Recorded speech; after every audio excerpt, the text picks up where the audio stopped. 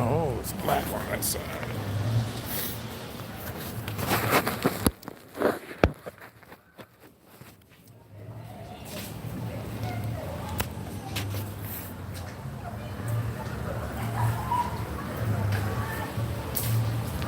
Vanessa, what's going on with you, sweetheart?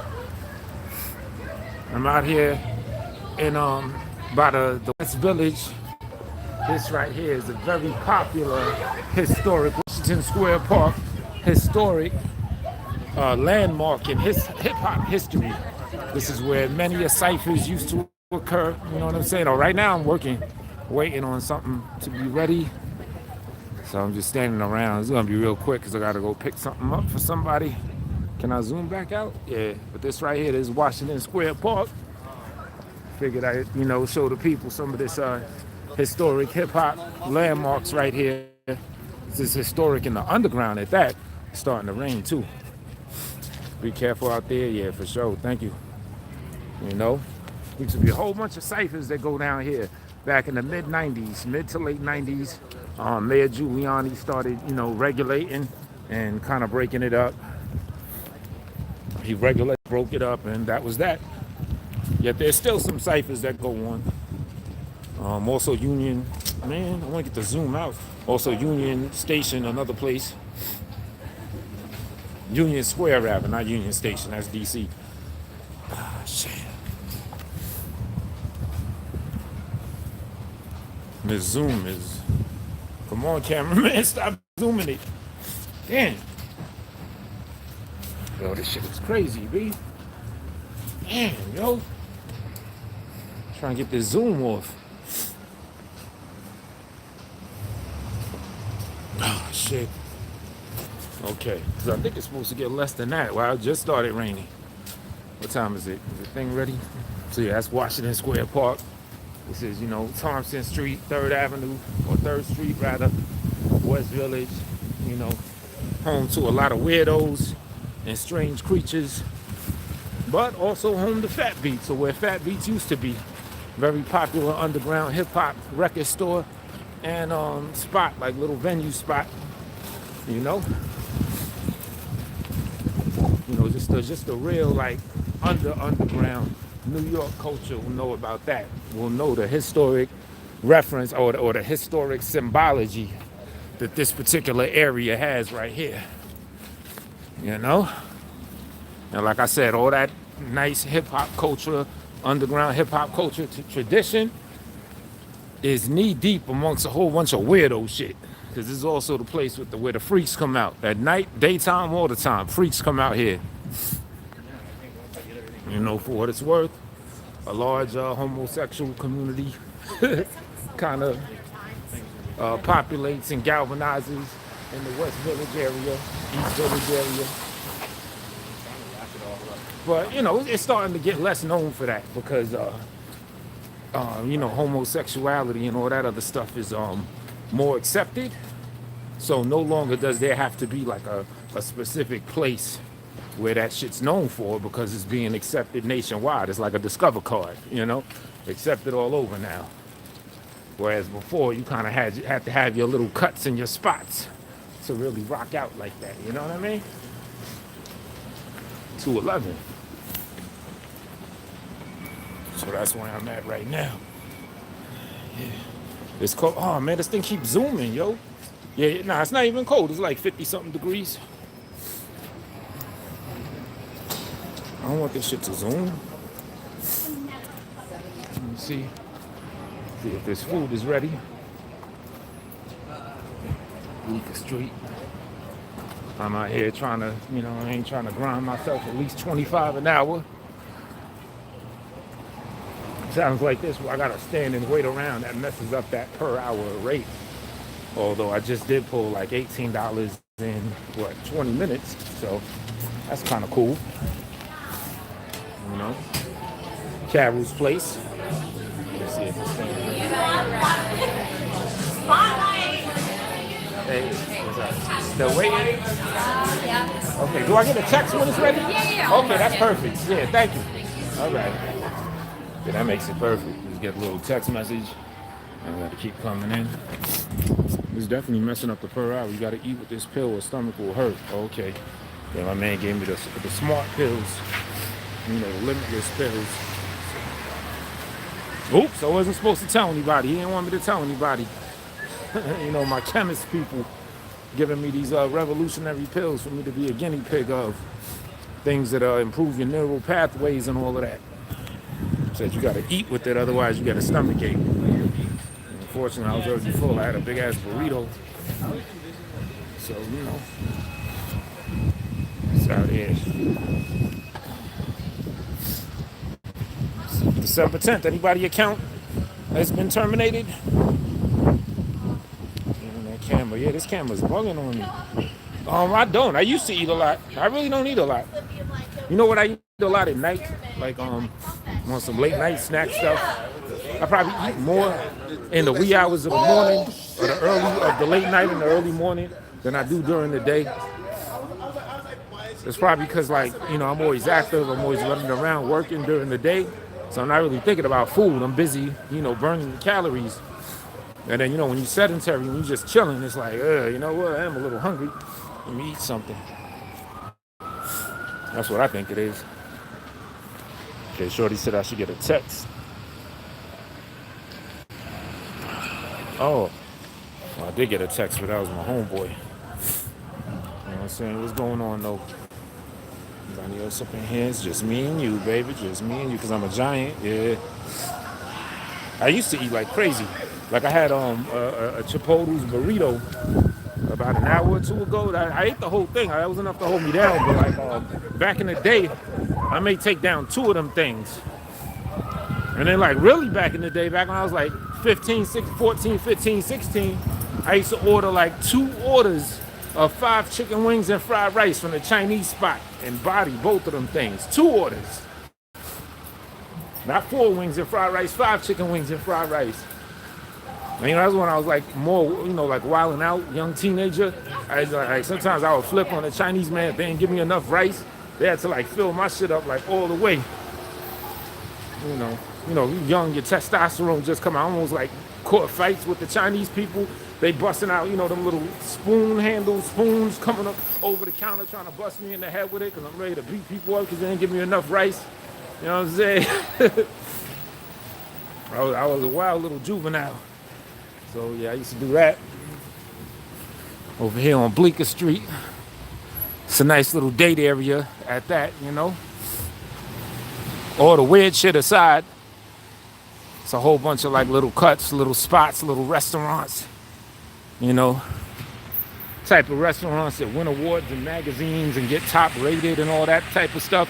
You'll find a lot of those type of places out here, in the West and, anywhere between the West East Village area of things.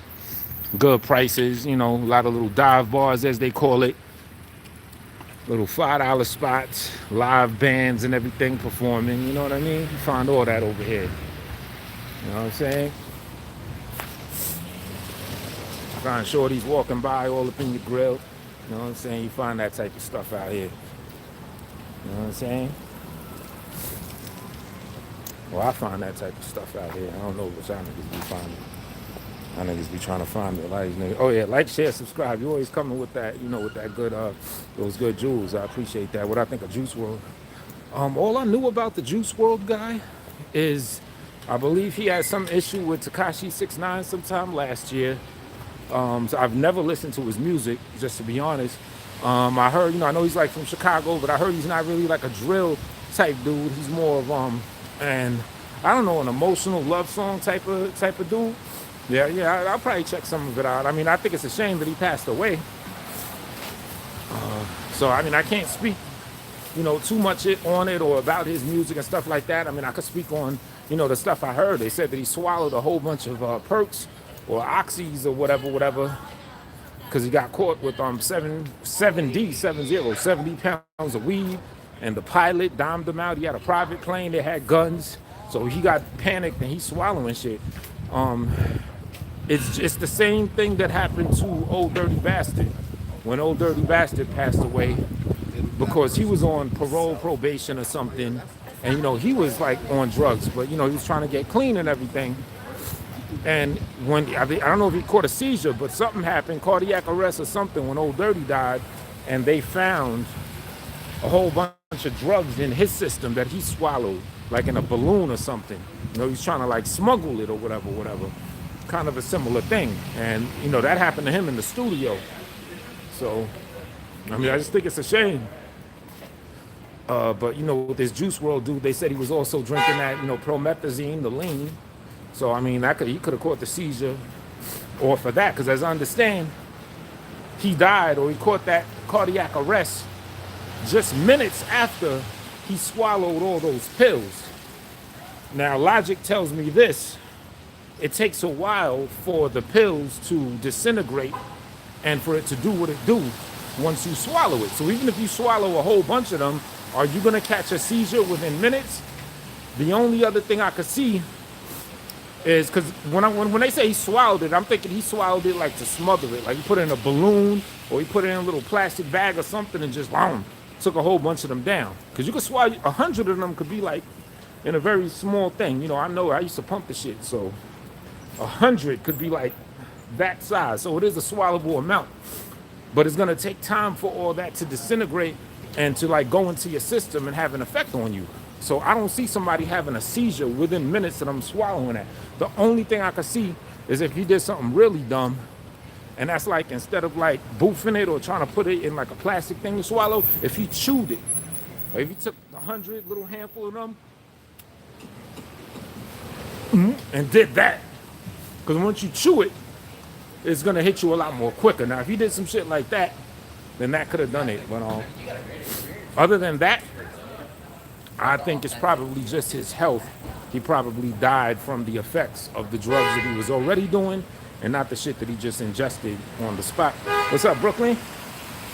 You like lean? Yeah, a lot of these people like that lean. All right, my shit ready now. That's messed up, though. So, you know, I can't really speak too much on. Most I could say is, I mean, it happened to that other guy. What is it, Little Pump or one of them other little dudes? All these little rappers. It happened to this young man. Just all the other people that's in that same culture, man, they need to learn from this. Don't let his death be in vain and really take stock and hold account of the habits that they're doing and the culture of this habit and the promotion of this habit, you know, that the rappers are saying. So the rappers themselves need to change that music and stop making it cool. We need to go back to the days when an addict was looked down upon.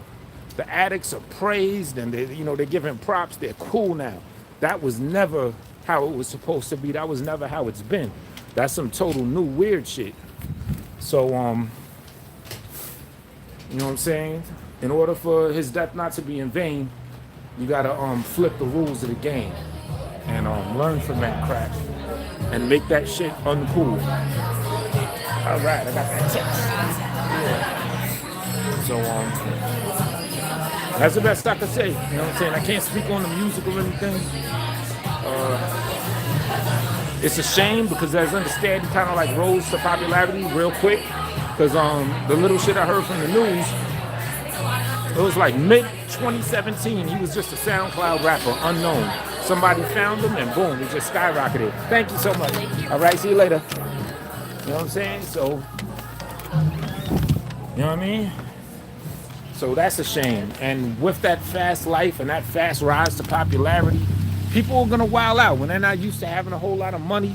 It's like I said in one of the game videos, I was talking about this. I was like, yeah, these rappers that are taking a lot of these drugs, the sad part is they're living well, they're successful, they have the money to afford it.